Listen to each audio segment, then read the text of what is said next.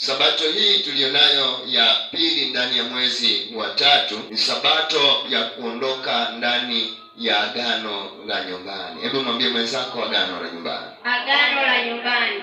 Agano la nyumbani limetushika katika kitu kidogo sana. Limetushika katika kitovu chetu, na ndilo linalotufanya tudhofike kutokwenda popote. Yanapofika majira ya baraka, shetani anageuza njia yetu hiyo ya majonzi. Tunajikuta shetani anatuvuta miguu yote miwili, anatuangusha ndani ya kulia, kunung'unika, kulalamika, kusema Mungu ametusahau, watu wabaya, watu hawafai, watu hawana maana. Amina, amina. Amina. Kumbe lile agano la nyumbani limeibuka kwa moto mkali. Amina, amina. Amina. Na likiibuka kwa moto mkali linatufunga sisi wenyewe tusitembee pamoja na Yesu. Nahitaji tulivunje. Amina, amina. Amina. Tusomee katika kitabu cha Mambo ya Walawi 2 mstari wa 13. Mambo ya Walawi 2 mstari wa 13. Nasoma kwa jina la Yesu Kristo mkombozi. Amina. Tena kila toleo la sadaka yako ya unga utalitia chumvi. Kila toleo lako la sadaka ya unga utalitilia chumvi. Soma. Wala usiache sadaka yako ya unga kupungukiwa na chumvi ya agano la Mungu wako. Utatoa chumvi pamoja na matoleo yako yote. Amina, amina. Amina. Amina, amina. Amina. Anasema usiache kutoa sadaka yako ya unga pamoja na nini? Kumbe Mungu anapenda kila sadaka iwe na utamu ndani yake. Sadaka ya fedha na sadaka ya mwili. Sadaka ya muda. Amina, amina. Amina. Maana tuna sadaka 3 hapa chini ya jua. Tuna sadaka ya fedha, sadaka ya mwili na sadaka ya muda. Mwili ni sisi tunapojitoa kuachana na kazi na tukaenda kanisani. Hili ni sadaka ya muda ya mwili ambao tumeupeleka mwili wetu kanisani ukamwabudu Mungu. Ule muda tuliowacha kazi ni sadaka tunao pia. Ni manukato mbele za Mungu wetu. Kwa hiyo unapokuja kanisani ukatenga ule muda wa kumwabudu, unatakiwa uandae moyo wako, sadaka yako iwe manukato mbele za Mungu. Na pia unapoandaa mwili wako kwenda kanisani, unabidi ujue kwamba mwili wako unaweza ukafanyika sadaka mbele za Mungu na ukafanyika hekalu katika sabato hiyo. Amina, amina. Amina. Yaani Roho wa Mungu akashuka akakaa ndani yako na mwili wako dakika ile ile ukafanyika kuwa agano la Mungu au hekalu la Mungu. Amina, amina. Amina. Na ukabadilishwa njia kabisa. Ulikuwa mkulima ukaenda kuihubiri Injili. Muongeze tena Yesu makofi. Muongeze tena Yesu makofi. Na unapoibeba sadaka yako ya mkononi, inatakiwa uibebe kwa moyo wote, ili ya kwamba iwe na utamu mbele ya madhabahu ya Bwana. Amina, amina. Amina. Amina, amina. Amina. Pia anaposema kama miili yetu ni sadaka, alafu miili yetu ikakosa chumvi. Amina, amina. Maana yake hatuna agano na Mungu wetu. Amina. Amina. Amina. Amina. Tusome katika kitabu cha Ezekieli 16 mstari wa 4. Ezekieli 16 mstari wa 4 nasoma kwa jina la Yesu Kristo mkombozi. Amina. Na katika habari za kuzaliwa kwako, Na katika habari ya kuzaliwa kwako, siku ile uliyozaliwa, siku ile ulipozaliwa, kitovu chako hakikukatwa, hakikukatwa wala kuoshwa kwa maji usafishwe, ukutiwa chumvi hata kidogo, wala haukutiwa chumvi katika kitovu chako, wala ukutiwa katika nguo kabisa, wala haukutiwa katika nguo kabisa. Hebu muongeze tena Yesu. Mungu anazungumza habari ya kuzaliwa kwako, ya kwamba ulipozaliwa. Amina, amina. Amina, amina. Amina. Haukuoshwa. Ni kweli mtoto akizaliwa aoshwe. Mungu akamwambia Ezekieli kwamba ulipozaliwa wala hukuoshwa, wala kitovu chako hakikukatwa, wala hakikutiliwa nini? Chumvi. Amina, amina. Amina. Hakikutiliwa chumvi, wala hukuvalishwa nguo. Amina, amina. Amina. Wala hukutiwa nguo juu yako, manake ukatembea uchi. Tusome mstari wa 5 tuone, na wakati mnasimama ili tufanye kwanza kujitenganisha na mizimu ndani ya mwezi wa 3, nafsi na mwili na roho tuziondoe katika mikono ya adui. Ezekieli 16 mstari wa 5 na wa 6, nasoma Kristo mkombozi. Amina. Hapana jicho lililokuhurumia. Yaani wakati ukiwa hujakatwa kitovu, hakuna jicho ambalo lilikuhurumia. Kila yoyote anayekuja kwako anatamani kukunyang'anya hata ulicho nacho. Yaani pesa yako mwenyewe umefanyia kazi, jasho limekutoka, yoyote anatamani akunyang'anye kwa sababu wewe mwenyewe umebiringishwa kwenye uchafu. Amina, amina. Amina. Amina, amina. Amina. Soma tusikie. Ili kukutendea lolote la mambo hayo kwa kukuhurumia. Lakini ulitupwa nje uwandani. Ulitupwa nje uwandani.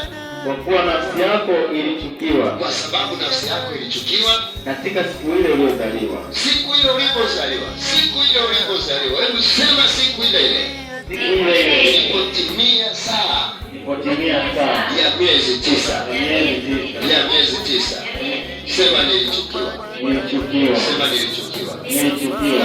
Hata wanaokuchukia sasa wanakuchukia kwa sababu walikuchukia toka hapo mwanzo.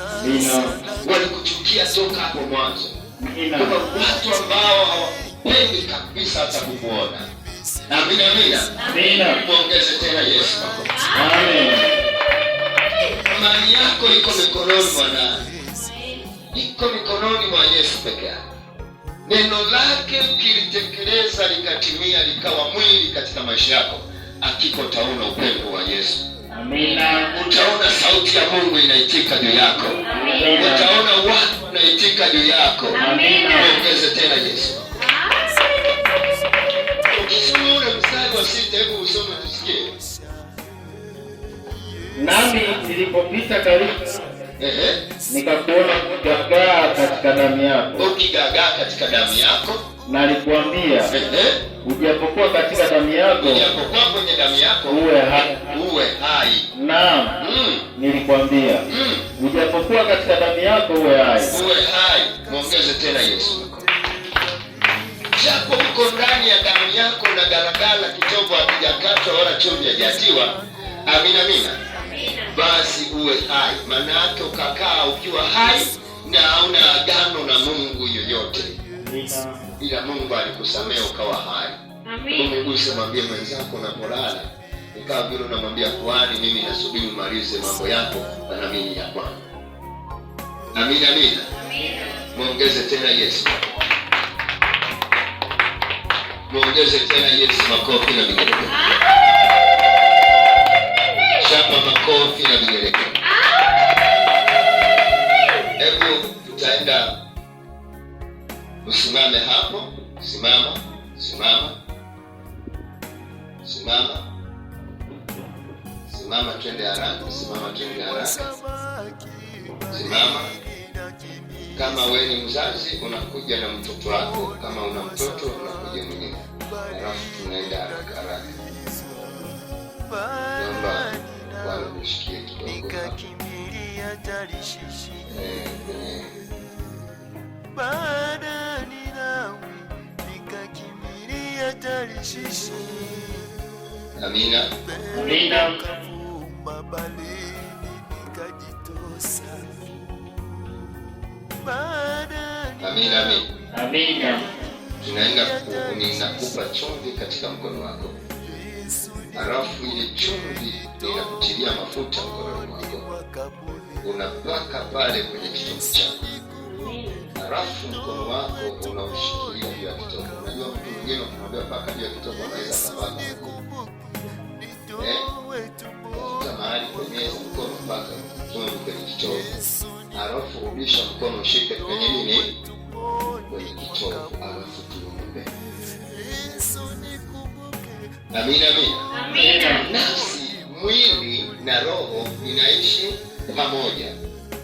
Na namba 3, mwezi wa 3 unamaanisha amina, unamaanisha nafsi, mwili na roho. Upendo wa mwanadamu haugawanyiki. Huwezi kumpenda Mungu na ukazipenda pesa. Amina. Huwezi kumpenda rafiki yako na ukapenda watu wengine. Huwezi kumpenda mke mmoja na ukapenda wa pili. Huwezi kutumikia mabwana wawili. Manake mwanadamu nafsi yake haigawanyiki na upendo wake haugawanyiki. Lakini sisi mahali tulipo hapa tumegawanyishwa. Ya kuangalia mwingine anapenda hiki, anapenda hiki, ukimwambia acha hiki anaachana na wewe. Yaani ukimwambia achana na unachokitaka hiki, yeye anasema Roho Mtakatifu kaniambia iko hivyo. Yaani Roho Mtakatifu wewe sasa hivi ameanza kupingana na Roho Mtakatifu aliyemuombea. Inawezekana kama si uchawi unaanza. Amina. Uchawi unaanza sababu Roho wa Mungu anapokaa ndani ya mtu akakusaidia na wewe ukawa naye, lazima muelewane. Si ndio? Ndio. Akisema hiki kiache kwa kuwa yeye ni baba na yule mdogo anasema sawa, ngoja niachane naye. Amina. Leo ukimwambia mtu hiki usifanye, wewe mimi sitaki kuishi kanisa la mashariki mipaka. Maisha yanahitaji mwongozo. Maana Yesu huwezi kuvaa tu juu ya suruali. Watu wakuangalia wanafuata. Watakufunga kama wakupeleke milembe. Amina. Utapelekwa milembe utiwe sindano ya ganzi, akili ikae vizuri. Hapo ukija kuzinduka utakuta tumewekwa ndani ya suruali. wapendezwa na kweli. Mama uliokuwa unataka? Tena Yesu mako. Shaka makofi kwa Yesu Kristo. Shaka makofi kwa Yesu Kristo. Wapendezwa na kweli. Ndiyo moyoni mwangu.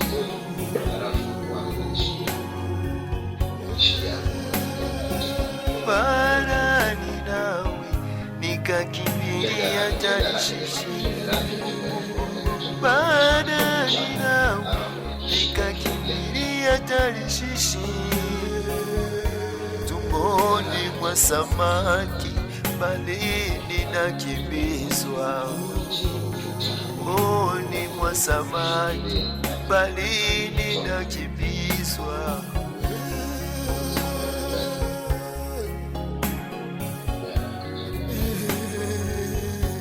Geuza matanga yangu yakawe baraka. Geuza matanga yangu yakawe baraka. Geuza machozi yangu yakawe mafuta. Geuza ladha yangu ikawe baraka. Geuza matanga yangu yakawe baraka. Geuza shida zangu zikawe rehema.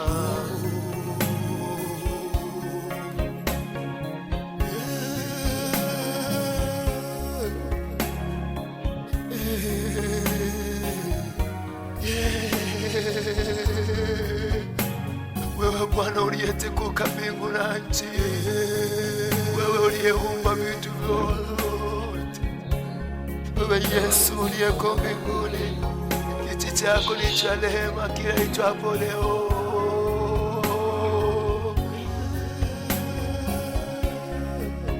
Hakuna uwezaye kubadilisha neno lako lisitimie.